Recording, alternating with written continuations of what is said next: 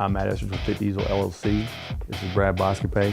Today we're going to be teaching law enforcement single officer response to an active shooting event. We're going to do this in hallways, how to clear that room without entering that room. The evidence that single person tactical knowledge to respond to a critical incident or active shooter is beyond the point of seeing it clearly. While law enforcement and even military domestically on bases have not instituted or found the tactics for single person, it is unknown to me. This is a good example. They have a T formation with a rear security, and this is the speed that they move. Imagine if they started on one side of the school and the shooter was on the other, how long it would take to get there. That's why students and teachers by the Department of Education, they stated, you cannot wait on law enforcement to save you. You have to defend yourself until a large force gets there. You have to have those safety protocols in place. Look at the speed, how slow and methodical it has to be.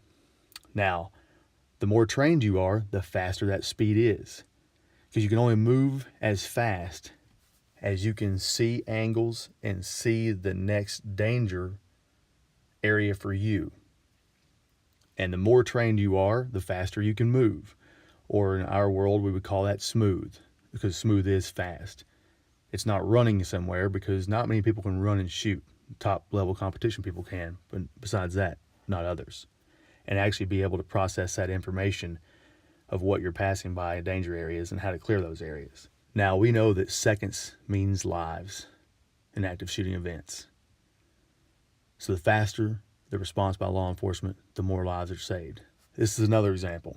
This is a large force of law enforcement training, and these are going to be your SWAT team. So these are the best trained in this department. Look at the speed at which they have to move and process information, and process angles, and process danger areas. So SWAT teams don't show up first. Single officers do, maybe two officers, but usually it's a single officer.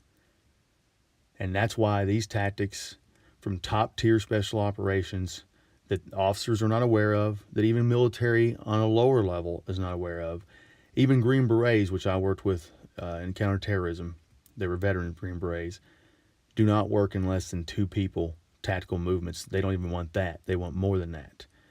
It's very unique to have a single officer or person tactical knowledge to respond. So where does this single person tactical knowledge come from? My experience is Delta.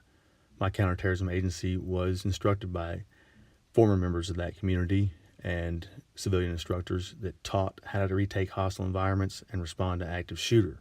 So my experience with former Delta guys, even though I worked with them as an instructor or was mentored by them or taught by them when I first became a counterterrorism agent, they don't share their operational experience very often. And if it is, it's vague. But my understanding is these single-person tactics were born from operation status, seeing the necessity of it to stay alive, and also complete the mission.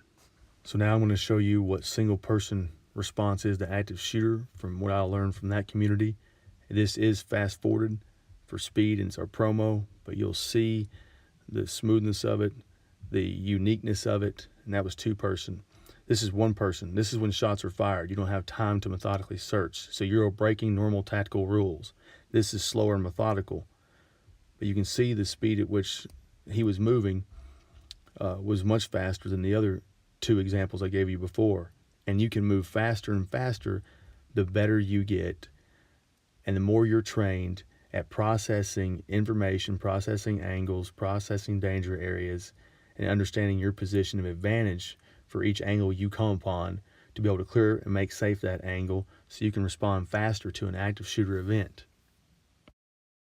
This is our law enforcement military page, so it shows our overall experience for the law enforcement military training. I want to reiterate this for law enforcement. Law enforcement can be handicapped by egos because no one likes change. No one wants to change from what they've done before. And when something new is heard of, it's either some people want the new thing, and it's like that's the newest thing out there and they want to try it and reinvent the wheel when it doesn't need to be. And then others don't want to try anything new at all because of that same statement I made. And like I said, former special operations members I worked with as counterterrorism agents and when I instructed with them, they didn't use anything less than 2 and really didn't want anything less than 4-person CQB. However, when they saw this being utilized and taught from the former Delta member that was our mentor and our lead instructor, they saw the need for it, they saw the ability of it, and more importantly, if you can clear an area by yourself, which is a lot of work, as you law enforcement military know, then you can absolutely be better in 2-person, 3-person, 4, 5, 6, 9, 10, 12, how many ever members you have, multi-team CQB.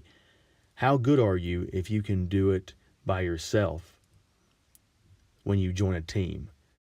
On our website, as you just saw and are seeing, there's a lot of expertise there. So I hope law enforcement out there takes a humble approach toward this. This is absolutely needed.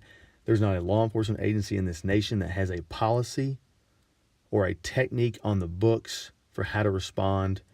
They'll tell you they do. They'll tell me they do.